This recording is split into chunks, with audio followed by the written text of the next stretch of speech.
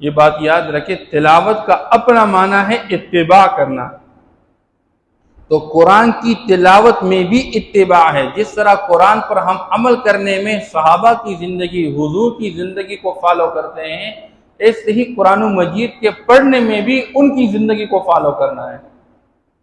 اب انہوں نے قرآن کس طرح پڑھا؟ اب یہ نہیں کہ میں پٹھان جو ہے پشتو میں پڑھتا رہے اور جو پنجابی ہے وہ پنجابی میں پڑھتا رہے اور جو سندھی ہے وہ سندھی میں پڑھتا رہے۔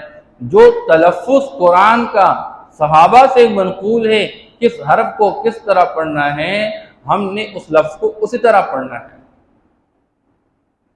اور بعض اوقات انسان کو پتہ تک نہیں ہوتا اور انسان بہت بڑی غلطی کر لیتا ہے۔